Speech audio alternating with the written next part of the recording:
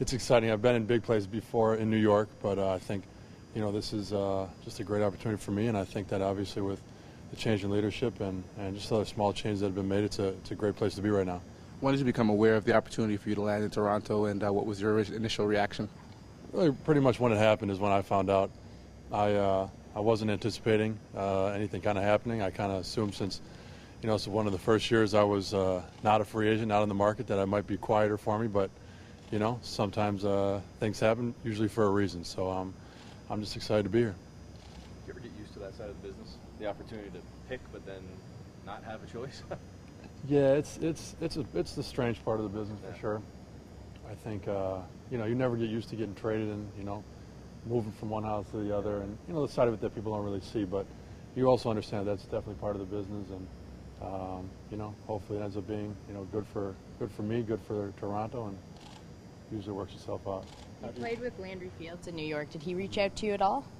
He did. Yep. He told me he was going to tell me all the good places to eat and where to live and everything. So it's good to have obviously a few familiar faces when you show up somewhere. So I think I'll be seeing him tonight or tomorrow, and he's a good friend, so he'll be able to kind of guide me, I think, until I get settled. How do you see yourself fitting in with this roster? Yeah, I think, I see myself, as what I do. I know I'm a floor spacer. I shoot the ball and, give guys, room to work, that are more interior players, big men or slashers, and I think, that's very much the makeup of the Raptors. I think, Rudy can shoot it, but he definitely is a slashing guy that with space, I think, can operate better, and the same with, Kyle at point guard and the big men here. I think it's my job to space the floor and give those guys, make sure they don't get double teamed. Have you had the opportunity to speak with Coach Casey yet? I have. I played for him when he was an assistant in Dallas, so we're familiar, and our families know each other. So it was great when I found out I was coming here, and thought about it and said, oh yeah, Coach Casey's the coach there. So just a smart coach. We spoke right away, and I look forward to playing for him under him as a head coach. What's your impression of this team? Do you see a lot of potential in the young team? Yeah, I think potential really is the word. I think you see the team, and we're not like an extremely veteran team. Last year when I was in New York, it was an extremely veteran team, and I think this is an up and coming, a team with potential. And obviously there's new leadership and a lot of changes, so I don't think anybody really knows exactly what it is yet, but I think there should definitely be a lot of excitement. There wouldn't seem to be a lot of competition for your skill set on this roster. Does that make you feel comfortable as opposed to what maybe would have transpired in New York last year?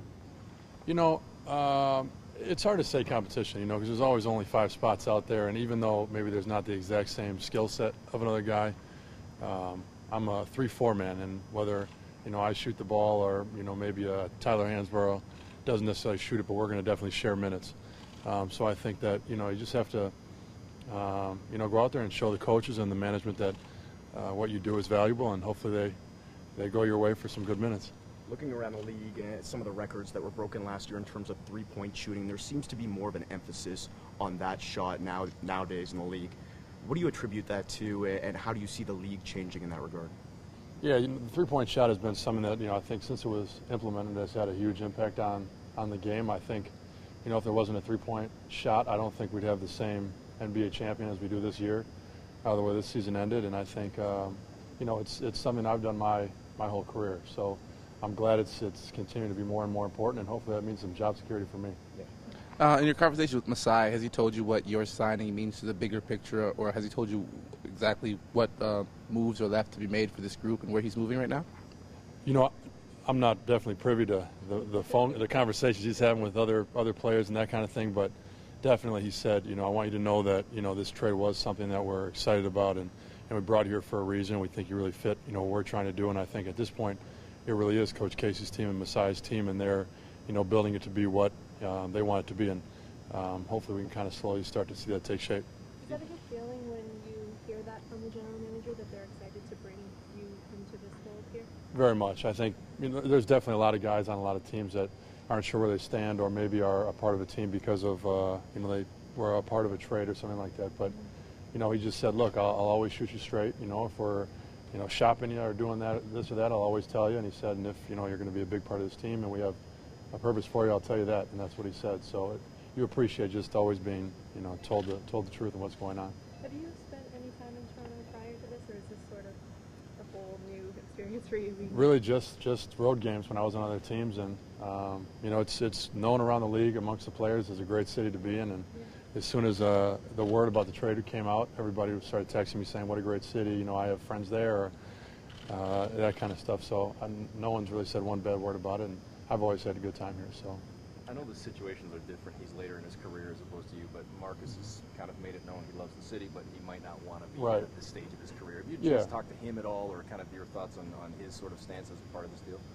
Yeah, I spoke to him right when our names were both thrown. You know, when it was still kind of unofficial, I called him and said, you know, what are you hearing?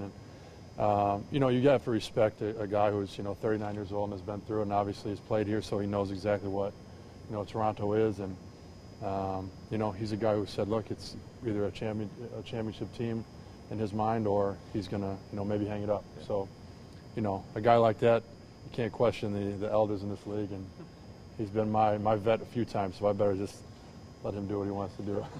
Have you had a conversation with Quentin regarding his intentions?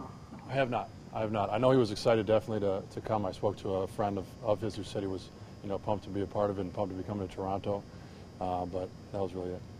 What do you think about the You've been division in the league you're now a stuck in while. I mean, with the It's improvements a- the Nets made, and obviously the Knicks, and Yeah. let alone the conference overall. Yeah, it's a heck of a division when you think, like you said, New York and Brooklyn obviously are the names thrown out there, but I think Toronto is kind of a team that's unknown how good we can be right now. So, we'll let things kind of run its course, and we understand that we need to become a playoff team. We need to get into the playoffs, and once you do, anything can happen in the playoffs. So that's, I think, my mindset at this point going in.